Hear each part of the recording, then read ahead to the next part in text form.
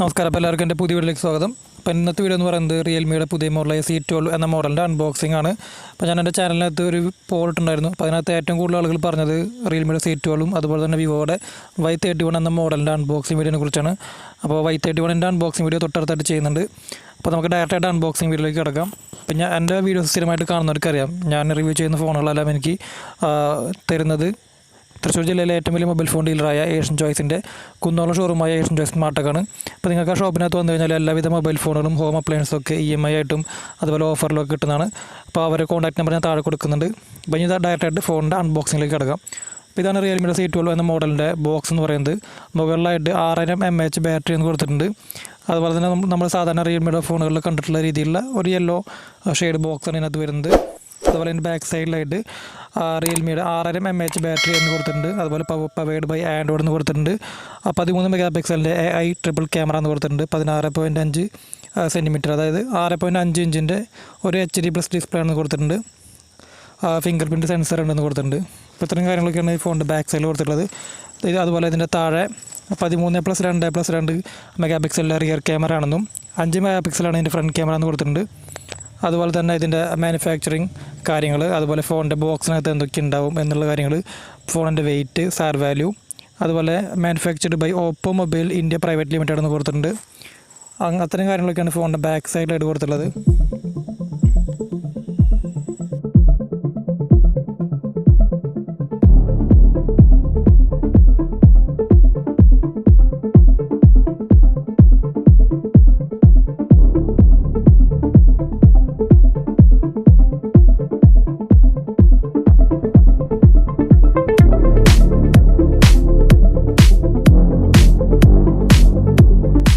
അതുപോലെ ഈ മോഡൽ നമുക്ക് പെട്ടെന്ന് ക്വിക്കായിട്ട് അൺബോക്സിനായിട്ട് കിട്ടിയതാണ്. അപ്പോൾ അതുകൊണ്ട് തന്നെ വീഡിയോ ക്വാളിറ്റിയിൽ എന്തെങ്കിലും കുറവുകളുണ്ടെങ്കിൽ ക്ഷമിക്കുക. അതുപോലെ ഇതാണ് റിയൽമിയുടെ C12 എന്ന മോഡൽ. നമുക്ക് ഫോണിൻ്റെ ബോക്സിനകത്ത് എന്തൊക്കെ ആക്സസറീസാണ് നമുക്ക് കമ്പനി തരുന്നത് നോക്കാം.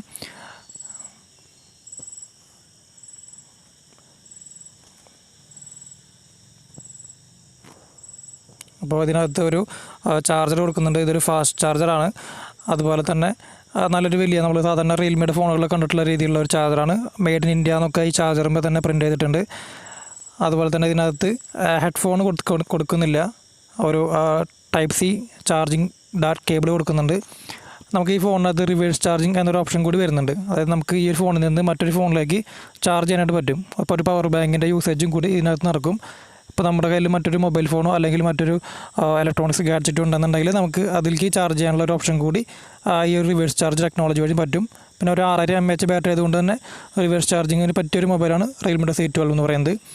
അപ്പോൾ ഇതാണ് നമ്മുടെ റിയൽമിയുടെ C12. നമ്മൾ നാർസോ സീരീസിൽ കണ്ടിട്ടുള്ള പോലെ, അത് നാർസോ 20 സീരീസിലൊക്കെ കണ്ടിട്ടുള്ള രീതിയിലുള്ള ഒരു ഡിസൈനാണ് ഇതിനകത്ത് കൊടുത്തിട്ടുള്ളത്.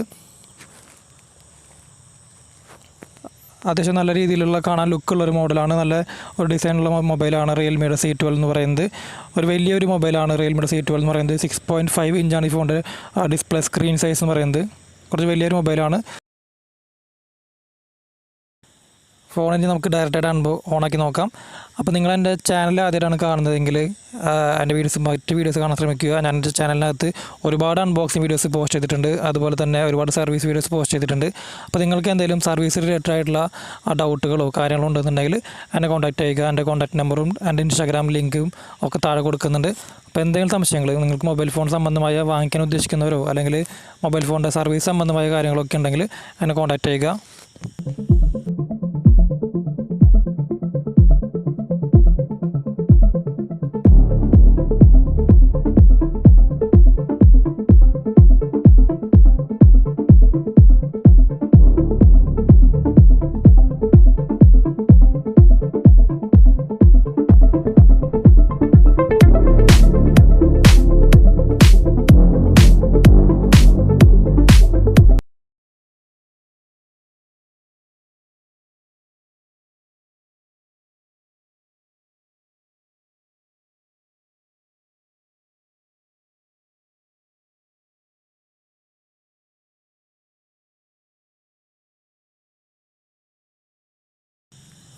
അപ്പോൾ ഇതാണ് റിയൽമി C12 എന്ന മോഡൽ ഓണാക്കുമ്പോൾ കാണുന്ന ഒരു ഹോം സ്ക്രീൻ എന്ന് പറയുന്നത്.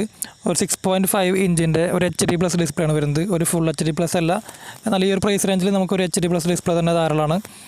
ഒരു 10,000 രൂപയ്ക്ക് താഴെ വരുന്ന ഒരു മോഡലാണ് റിയൽമിയുടെ C12 എന്ന് പറയുന്നത്. ഇതിനകത്ത് ഇൻബിൽട്ടായ ആപ്പുകളൊന്നും, അതായത് ചൈനീസ് ആപ്പുകളൊന്നും കൊടുത്തിട്ടില്ല എന്നുള്ളത് ഒരു പ്രത്യേകതയാണ്. ഇനി ഫോണിൻ്റെ ബാക്ക് സൈഡിൽ നോക്കുകയാണെങ്കിൽ നമുക്ക് ഒരു ഫിംഗർ പ്രിൻറ്റ് സെൻസർ കൊടുക്കുന്നുണ്ട്. അതുപോലെ 13 മെഗാ പിക്സലിൻ്റെ ഒരു റിയർ ക്യാമറയും 2 മെഗാ പിക്സലിൻ്റെ വീതം മറ്റ് 2 ക്യാമറകളാണ് കൊടുത്തിട്ടുള്ളത്. അതിൻ്റെ കൂടെ തന്നെ ഒരു LED ഫ്ലാഷ് ലൈറ്റും കൊടുക്കുന്നുണ്ട്. അതുപോലെ ഈ ഫോണിൻ്റെ സൈഡിലായിട്ട് ഒരു പവർ ബട്ടണും അതുപോലെ വോളിയം അപ്പ് ആൻഡ് ഡൗൺ ബട്ടണും കൊടുത്തിട്ടുണ്ട്. നമ്മൾ മുൻപ് കണ്ടിട്ടുള്ള ഓപ്പോയുടെ അല്ലെങ്കിൽ റിയൽമിയുടെ ഫോണുകളിലൊക്കെ കണ്ടിട്ടുള്ളത് പവർ ബട്ടൺ ഒരു സൈഡിലും അതുപോലെ വോളിയം റോക്കേഴ്സ് മറ്റൊരു സൈഡിലാണ് വരാറുള്ളത്. എന്നാൽ നമുക്ക് ഈ ഒരു മോഡലിനകത്തൊക്കെ വോളിയം ബട്ടണും അതുപോലെ പവർ ബട്ടണും ഒരേ സൈഡിൽ തന്നെ വന്നിട്ടുണ്ട്.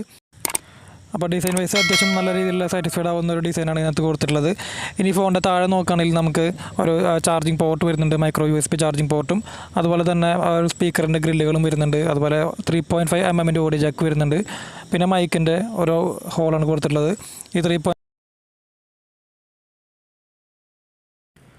ഇനി ഇതിൻ്റെ ഡിസ്പ്ലേനെ കുറിച്ച് പറയുകയാണെങ്കിൽ നമുക്ക് 6.5 ഇഞ്ചിൻ്റെ ഒരു HD+ ഡിസ്പ്ലേയാണ് കൊടുത്തിട്ടുള്ളത്.